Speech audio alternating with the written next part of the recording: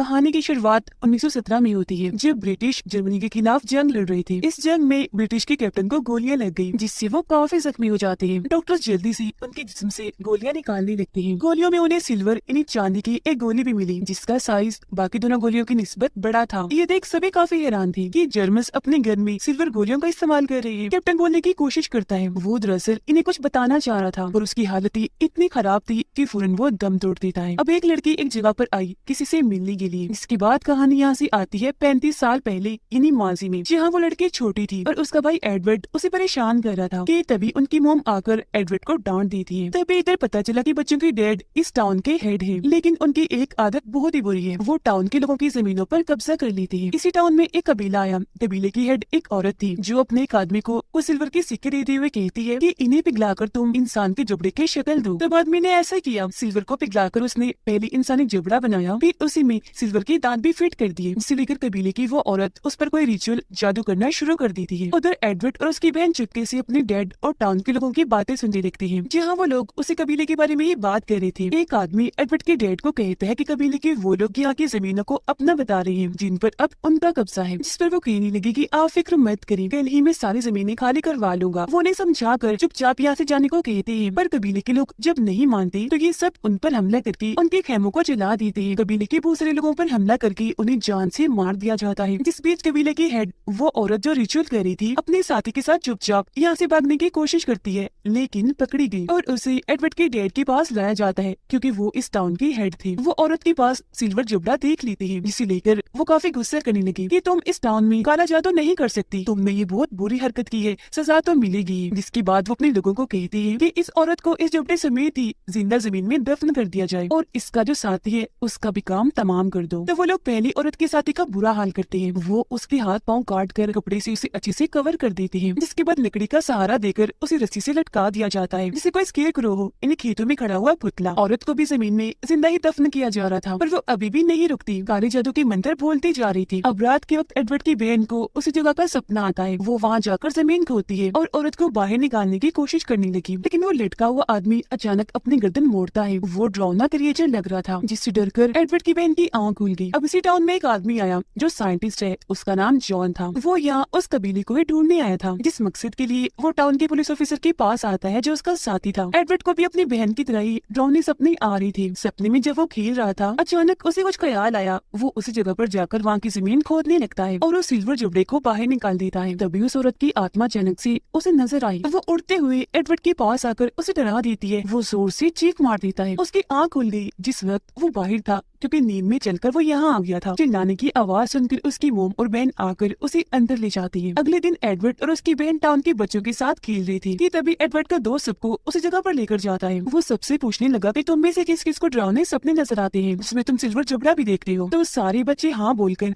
हाथ खड़ा कर देते हैं, जिसका मतलब था कि जबड़े के सपने न सिर्फ एडवर्ड और उसकी बहन को बल्कि टाउन के सभी बच्चों को भी आ रही थी। अब एडवर्ड का दोस्त उस जगह पर खोद कर वो सिल्वर जबड़ा बाहर निकाल कर अपने मुंह में लगा लेता है, जिससे अचानक उसकी हालत बिगड़ने लगी। वो अजीब सा बर्ताव करता है, एडवर्ड को पकड़कर उसकी गर्दन पर काट लेता है, जो देखकर सभी बच्चे काफी डर गए, वहाँ से भाग जाते हैं। उसकी बहन घर आकर बताती है वो एडवर्ड को चोट लगी है, वो बेहोश है। जो सुन उसके डैड फौरन जाकर एडवर्ड को घर ले आते हैं। डॉक्टर जब उसे चेक करते हैं तो बताने लगे कि इसकी गर्दन पर काटने के निशान है, वो भी काफी बड़े, इसे किसी जंगली जानवर ने काटा है। अब उसकी बहन तो काफी डरी हुई थी, असलियत किसी को भी नहीं बताती। रात में दोबारा से एडवर्ड की बहन को वो डरावना सपना नजर आया, लेकिन इस बार वो लटका हुआ आदमी जो बेहद डरावना लग रहा था उसे पकड़ लेता है। तब डर की वजह से उसकी आंख खुल गई, उसे एडवर्ड के चिल्लाने की आवाज आई। वो जब उसके कमरे में जाकर देखती है तो काफी डर गई, क्योंकि उसके जिस्म से अजीब तरह की टेंटिकल्स निकलकर उसके पूरे जिस्म को ढक रही थी। उसकी हालत भी बहुत खराब थी। ये देख वो काफी डर गई, चिल्लाते हुए कमरे से बाहर आ गई। उसकी आवाज सुनकर मॉम डैड भी नींद से जाग जाते हैं, लेकिन जब वो चेक करने एडवर्ड के कमरे में आई तो वो वहाँ नहीं था। इस वजह से उसके डैड अपने लोगों की मदद से उसे पूरे जंगल में ढूंढते ही, पर वो कहीं भी नहीं मिलता। 2 दिन हो गए थे, पर एडवर्ड का कुछ पता नहीं चल पाया था, जिस वजह से सभी काफी परेशान थे। अब पुलिस ऑफिसर जॉन को जाकर बताता है कि टाउन के हेड का बेटा एडवर्ड गायब हो गया है, और मुझे पक्का पता है इस बात का उन कबीले वालों से कोई ताल्लुक जरूर है। अब एडवर्ड की बहन अपने सर्वेंट को लेकर चर्च में गई, जहाँ पर एडवर्ड का वही दोस्त पहले से ही मौजूद था। वो पूछने लगी कि एडवर्ड कहाँ है। इस पर वो कहता है कि मुझे खुद नहीं पता। दरअसल उसे याद ही नहीं था कि मैंने ही एडवर्ड को काटा है, क्योंकि जब उसे होश आई थी तो वो खुद वहाँ पर पड़ा हुआ था। तब यहाँ एडवर्ड की बहन उसे सारा किस्सा सुनाती है, जिस पर वो यहाँ पढ़ी एक किताब पढ़ने लगता है ताकि कोई मदद मिल सके। किताब में लिखा था कि काफी वक्त से कुछ सिल्वर के सिक्के कई हाथों में घूमते रहे, लेकिन जब एक औरत को मिले तो उसने सिक्कों से सिल्वर का जुबड़ा बना दिया, लेकिन बाद में काला जादू करके उसे कर्स कर दिया, यानी उसे श्राप दे दिया। जो पढ़ के वो काफी डर गया कि इसका मतलब यही वो जुबड़ा है जिससे मैंने एडवर्ड को काटा और उसकी गायब होने की भी यही वजह है। ये पढ़ वो काफी हैरान रह गया, फौरन चर्च से भागकर बाहर आ गया, जहाँ उसे अपने सामने एडवर्ड देखा जो घने जंगल में जाकर अचानक गायब हो जाता है। तभी वो देखता है कि झाड़ियों में से कोई चीज तेजी से मेरी तरफ बढ़ रही है। गौर करने पर उसने देखा कि ये एक क्रीचर है जो अचानक आकर उस पर हमला करके जख्मी कर देता है। इससे पहले कि वो एडवर्ड के दोस्त को मारता, वो एक जगह पर आकर छुप गया, लेकिन क्रीचर उसे देख चुका था। यहाँ आकर वो हमला कर देता है और इस बार उसकी जान ही ले लेता है। अब जॉन और उसका साथी पुलिस ऑफिसर एडवर्ड के डैड से मिलने आए। वो उनसे एडवर्ड और टाउन में चल रही चीजों के बारे में पूछने लगते हैं, जिस पर उसके डैड उन्हें जंगल में लेकर गए और एडवर्ड के दोस्त की लाश दिखाते हैं, जिसकी हालत बहुत खराब थी। उसकी चीर फाड़ की हुई थी क्योंकि क्रीचर ने उसे खाकर बुरा हाल कर दिया था। इन लोगों को लगता है कि शायद किसी जंगली जानवर ने हमला करके इसका ऐसा हाल किया। अगले दिन ही जॉन अपनी छानबीन शुरू कर देता है, जिसके लिए वो एडवर्ड के डैड से पूछताछ करने लगा। तब उसके डैड उसे कबीले के लोगों की सारी सच्चाई बता देते हैं। जॉन एडवर्ड के कमरे और पूरे घर को चेक करता है, जहाँ उसे दरवाजे पर खून के निशान दिखे, जिन्हें वो अपने पास रख लेता है उस पर छानबीन करने के लिए। अब रात को जॉन को उनकी तरह ही अजीब अजीब डरावने सपने आने लगे। वो जैसे घास हटाकर देखता है तो औरत बाहर आकर उसे सिल्वर जुबड़ा देने की कोशिश करती है, लेकिन तभी यहाँ जॉन की वाइफ और बेटी आ गई। तभी उनके पीछे लटका हुआ आदमी आकर दोनों को पकड़ लेता है, जिससे जॉन इतना डर गया कि उसकी आंख खुल गई। वो जाग गया था, इसीलिए उस खून को टेस्ट करने लगता है, लेकिन काफी मेहनत के बाद भी रिजल्ट सामने नहीं आता, जिससे वो काफी कंफ्यूज हो गया था क्योंकि ये खून इंसान का लग ही नहीं रहा था। तो इसे मजीद टेस्ट करने के लिए वो अपना खून सैंपल वाले खून के साथ मिला देता है, जिसमें हुआ ये कि सैंपल वाले खून के सेल्स ने जॉन के खून के सेल्स को खाना शुरू कर दिया था और उसे भी अपने अंदर शामिल कर लिया था, यानी कि वो इंसान के आम खून को भी अपने जैसा बना रहा था। और सच में ये कोई इंसान का खून नहीं था। अभी वो इस पर रिसर्च कर ही रहा था कि उसे बाहर से किसी की आहट महसूस हुई। जॉन जब झांक कर देखता है तो वहाँ डरावना सा क्रीचर नजर आ रहा था। ठीक से देखने के लिए जैसे वो बाहर आया, क्रीचर वहाँ से जा चुका था। सारे सूरत हाल को देखते हुए एडवर्ड के डैड एक मीटिंग रखते हैं, जिसमें वो सभी लोगों को बता रही थी कि टाउन में एक क्रीचर घूम रहा है जो बेहद खतरनाक है। हमने छानबीन करके पता लगवाया है कि उसने ही एडवर्ड के दोस्त को मारा है और अब वो हमारे लिए भी खतरा है। उसकी बात को मजीद आगे बढ़ाते हुए जॉन बोला कि हाँ ये सच है, तो आप सब लोग अपने अपने घरों में रहिए और घरों को लॉक्ड ही रखिए, क्योंकि वो क्रीचर मैंने भी देखा है। अब टाउन के 3 लोग किसी काम से अपने खेतों में जा रहे थे, जहाँ तभी वो क्रीचर आकर दोनों आदमियों पर बुरी तरह हमला करके उन्हें मार डालता है, जिसके बाद वो लड़की पर भी हमला करके उसे भी नोच देता है। वो बहुत जख्मी हो गई थी, पर जैसे तैसे अपनी जान बचाकर खुद को आजाद करती है और वहाँ से किसी तरह करके टाउन में वापस आ गई। जो भी उनके साथ हुआ वो सबको बता देती है। ये देखकर फौरन जॉन और उसके कुछ लोग खेतों में गए, पर वहाँ दोनों आदमियों की लाशें नहीं थी। अगले दिन जॉन और एडवर्ड की डैड उसी जख्मी लड़की के घर आए, पर वो वहाँ नहीं थी और तोड़ दरवाजे पर भी वैसे खून के निशान थे, जिन्हें देखकर जॉन एडवर्ड के डैड को कहता है कि टाउन के सभी लोगों को खतरा है। मेरे ख्याल से जो भी जख्मी होता है वो भी क्रीचर से इन्फेक्टेड हो जाता है, यानी क्रीचर से मुतासिर, जिससे जाहिर है टाउन के सभी लोगों की जान को खतरा है।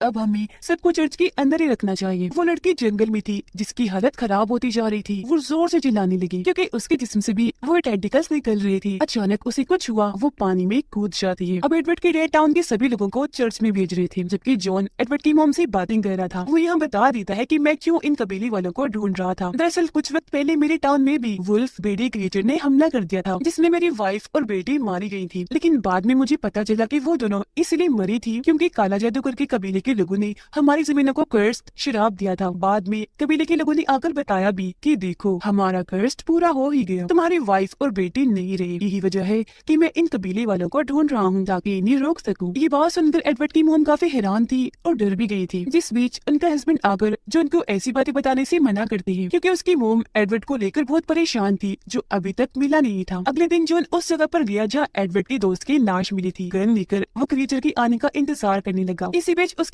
आंख लग गई। उसके सामने वही जख्मी लड़की हम देख पाते हैं, जिसके पीछे बड़े बड़े टेंटिकल्स थे और अब वो भी एक क्रीचर बन गई थी। जो उनकी अचानक आंख खुल गई, वो काफी घबराया हुआ था क्योंकि उसके बिल्कुल सामने वो क्रीचर आ चुका था। वो उसे गन दिखाता है पर वो जॉन की तरफ बढ़ता ही जा रहा था हमला करने के लिए, लेकिन इससे पहले ही वो क्रीचर को अपनी बनाई हुई ट्रैप जाल में फंसाने में कामयाब हो जाता है, फिर उसे शूट करके मार देता है और लाश को एडवर्ड के डैड के पास ले आया। क्रिएचर का पेट फाड़ने पर अंदर से वो जख्मी लड़की निकलती है, यानी जो एडवर्ड के सामने आई थी, जो अपने घर से भाग गई थी। उसकी हालत बहुत ही खराब थी, वो जिंदा थी लेकिन और ज्यादा क्रिएचर में बदलती जा रही थी। यहाँ उसके डैड भी थी, जो पहले तो अपनी बेटी की ऐसी हालत देखकर बहुत दुखी हुए रोने लगते हैं, लेकिन दिल पर पत्थर रखकर गन से उसे शूट करके मार देते हैं, क्योंकि वो सबके लिए खतरा बन सकती थी। ये देख एडवर्ड के डैड काफी हैरान रह गए और डर भी गए। तब उन्हें चुप देखकर जॉन को उन पर शक हुआ। वो उनसे कहता है कि ये मुझे कबीले वालों का दिया हुआ कर्स लग रहा है, मुझे सच बताओ कि तुमने कबीले वालों के साथ क्या किया। इस पर वो सारी बात सच सच बता देती है, जो सुनकर जॉन को काफी गुस्सा आया। वो कहने लगा कि तुम्हारी इस हरकत की वजह से सभी टाउन वालों को भुगतना पड़ रहा है, क्योंकि औरत ने पूरे ही टाउन को कर्स कर दिया है। तुमने बिना उसे पूछे बगैर कोई बात किए औरत को जिंदा ही दफन कर दिया। मरते मरते वो जो बोल रही थी वैसे लोग कर्स दे रही थी, जो तुम्हारे बेटे एडवर्ड से ही शुरू हुआ। तुम्हारा बेटा भी अब क्रिएचर बन गया होगा, या न जाने उसकी कैसी हालत होगी। उसने जिसे काटा वो इंसान क्रिएचर बन गया, जो जंगल में घूम रहा है। वो जिसको भी काटेगा सभी क्रिएचर्स बनते जाएंगे, और अब पता नहीं कितने क्रिएचर्स और बन गए होंगे। ये सुनकर एडवर्ड के डैड को इतना गुस्सा आया कि उन क्रिएचर्स को मारने का ठान लेते हैं और अपने लोगों के साथ जंगल में आ गए थे क्रिएचर्स को ढूंढने के लिए। जबकि जॉन एडवर्ड की बहन के पास आकर उस दिन के बारे में पूछने लगा जब वो और एडवर्ड टाउन के बच्चों के साथ खेल रहे थे, जिस पर वो सारी बात बता देती है। यानी एडवर्ड के दोस्त ने जमीन खोदकर वो जबड़ा निकाला और फिर उसे मुंह में लगाकर उसकी हालत खराब हो गई। उसने मेरे भाई एडवर्ड को काट लिया। ये भी बता देती है कि एडवर्ड के दोस्त ने बाद में वो सिल्वर जबड़ा चर्च में छुपा दिया था। अभी दोनों चर्च में आकर वो सिल्वर जबड़ा हासिल कर लेते हैं। उसे देखते ही जॉन समझ गया कि हाँ, टाउन वालों को उस औरत ने कर्स दिया है, जिसके मुताबिक जो भी इसे अपने दांतों में लगाकर किसी को काटेगा तो वो इंसान क्रिएचर बन जाएगा और फिर उसके जरिए ही शराब पीलेगा। जॉन को यहाँ पता चल गया था कि इस कर्स को मिटाने का बस एक ही तरीका है, जो इस जबड़े में ही है। अब सर्वेंट जब कपड़े लेने बाहर आई तो उसे वहाँ क्रिएचर दिखा। वो भी बिल्कुल वुल्फ जैसा ही था, जो अचानक भागकर आया और सर्वेंट पर हमला करके काफी जख्मी कर देता है। पर सर्वेंट घर के सभी लोगों से ये बात छुपाती रखती है कि मुझे क्रिएचर ने काट लिया है। अब यहाँ जॉन सिल्वर जबड़े को पिघलाकर उसकी गोलियां बना लेता है, क्योंकि वो जान चुका था कि वो क्रिएचर्स सिल्वर से दूर भागते हैं और मौका मिलने पर इन सिल्वर गोलियों से हम उन्हें उड़ा देंगे। अब यहाँ गौर करने वाली बात ये थी कि ये सिल्वर गोलियां बिल्कुल वैसी ही थी जैसी हमने शुरुआत में देखी थी, जो कैप्टन के जिस्म से निकली थी। रात होते ही एडवर्ड के डैड भी वापस आ गई, क्योंकि उन्हें कोई भी क्रिएचर नहीं मिला था। अब जॉन उनके घर के चारों तरफ मशाले लगा देता है और खुद गन लेकर घर की छत पर आकर बैठ जाता है। उसकी नजर वहाँ लटके हुए कपड़ों पर जाती है जिन पर खून लगा हुआ था। वो पूछने के लिए एडवर्ड के डैड के पास आया, लेकिन उनकी बहस हो गई। एडवर्ड के डैड को सर्वेंट के कमरे से अजीब सी आवाज आई। वो गन लेकर कमरे में चेक करने गई, पर वहाँ कोई नहीं था। लेकिन जैसे उन्होंने पीछे मुड़कर देखा, वो सर्वेंट जो पूरी तरह क्रिएचर बन गई थी उन पर हमला कर देती है। इसी बीच उनके हाथ से एक मोमबत्ती गिर गई, जिससे वहाँ आग लग जाती है। पर खुशकिस्मती से एडवर्ड के डैड के पास गन थी, जिससे वो क्रिएचर इन्हीं सर्वेंट को शूट करके मार देती है। गोली की आवाज सुनकर जॉन वहाँ आया, पर आग लगने की वजह से उसे ठीक से कुछ भी दिखाई नहीं दे रहा था। वो जब नीचे आया तो एडवर्ड की मोम उसे बताती है कि एडवर्ड की डैड अभी जंगल में गई है, अब उन्हें ढूंढ लाएं प्लीज। इस पर जॉन उन्हें कहता है कि तुम अपनी बेटी को लेकर जल्दी से चर्च में जाओ। खुद वो एडवर्ड के डैड को ढूंढने के लिए निकल जाता है। एक जगह पर आकर वो उसे मिल भी गई, जिन्होंने खुद पर पेट्रोल डालकर हाथ में मशाल पकड़ी हुई थी, क्योंकि वो खुद को जलाने जा रही थी। दरअसल जब वो सर्वेंट क्रिएचर से लड़ रही थी तो काटने की वजह से वो भी इन्फेक्टेड हो गई थी। अब वो क्रिएचर ना बन जाए इसलिए खुद को मारना चाहते थे। हालांकि जॉन उन्हें ऐसा करने से मना भी करता है, पर वो बिना बात माने खुद को आग लगा लेते हैं। घर में एडवर्ड की मोम एक क्रिएचर को देख लेती है। वो डर गई, उससे छुपती छुपाती अपनी बेटी को लेकर एक कमरे में आकर छुप गई। फिर मौका देकर वहाँ से बाहर आ जाती है। उन्हें जॉन भी मिल गया, जो उन्हें लेकर चर्च में जाने लगता है। पर इसी बीच एक क्रिएचर इनके पीछे पड़ जाता है। जॉन गन लेकर जैसे क्रिएचर्स को मारने के लिए आगे बढ़ा कि तभी क्रिएचर अपनी जान बचाने के लिए वहाँ से भाग जाता है और ये तीनों भी चर्च में आ जाती है। अंदर आकर ये सबको बताती है कि एडवर्ड के डैड नहीं रहे, वो भी इन्फेक्टेड हो गए थे, इसलिए उन्होंने खुद की जान ले ली। यहाँ जॉन की एक आदमी के साथ बहस हो जाती है। वो कहने लगा कि जॉन, अभी तक तुम जिंदा कैसे हो? तुम भी क्रिएचर से लड़ते लड़ते कई बार जख्मी हुए हो, तुम भी इन्फेक्टेड हो, जल्द मरने की बात क्रिएचर बनने वाले हो। इस पर जॉन कहता है, भाई मुझे कुछ नहीं हुआ, मैं बिल्कुल ठीक हूँ, अभी बचा हुआ इसलिए हूँ क्योंकि मेरे पास सिल्वर गोली है, जिससे ये वुल्फ क्रिएचर दूर भागते हैं, डरते हैं। और हाँ, अब हमें सुबह होने तक का इंतजार करना चाहिए, क्योंकि सुबह आर्मी हमारी मदद के लिए आ जाएगी। रात को जब सारी सो रही थी तो एडवर्ड की मॉम रो रो कर गॉड से दुआ करने लगती है कि सब ठीक हो जाए और मेरा बेटा एडवर्ड भी वापिस आ जाए। और तभी उन्हें यहाँ अजीब तरह की आवाजें सुनाई देने लगती है। दरवाजे के पास वो जैसे ही आई तो पता चला कि वहाँ एक क्रिएचर है, लेकिन जब उन्हें पता चला कि ये मेरा बेटा एडवर्ड है तो वो काफी जज्बाती हो गई, क्योंकि आखिर वो उसकी मॉम थी। सबकी मना करने के बाद भी दरवाजा खोल देती है। दरवाजा खोलते ही वो क्रिएचर यानी एडवर्ड अंदर आकर सब लोगों पर हमला करके झपट पड़ता है, सभी को मारने लगता है। उसे मारने के लिए जॉन जैसे अपनी गन लोड करता है कि तभी उसकी मॉम क्रिएचर यानी अपने बेटे एडवर्ड के सामने आकर आकर खड़ी हो जाती है उसकी जान बचाने के लिए और अपने बेटे को आवाज लगाने लगती है। हालांकि जॉन उन्हें ऐसा करने से मना भी कर रहा था, पर वो एक नहीं सुनती, वहीं खड़ी रहती है कि तभी क्रिएचर एकदम आकर उन पर हमला करके काट लेता है, जो देख मजबूरन एडवर्ड को उन पर गोली चलानी ही पड़ती है। गोली उसकी मॉम को लगी, जो आर पार होकर क्रिएचर यानी एडवर्ड को भी लग जाती है, जिससे वो मरा नहीं, वापस अपने इंसानी रूप में आ गया और उसकी मोम उसे गले लगाकर मारी जाती है। लेकिन हैर एडवर्ड को कुछ नहीं होता, वो बिल्कुल ठीक था। यही हमें दिखाया गया कि शुरुआत वाला जो कैप्टन था जिससे सिल्वर गोली लगी थी वो और कोई नहीं बल्कि एडवर्ड ही था, जिसने बड़ी होकर आर्मी ज्वाइन कर ली थी। एडवर्ड की ठीक होते ही कर्ज खत्म हो गया, इसलिए जॉन यहाँ से जाने लगा, पर जाते जाते एडवर्ड की बहन उसे बाकी बची 3 सिल्वर गोलियां भी दे देती है।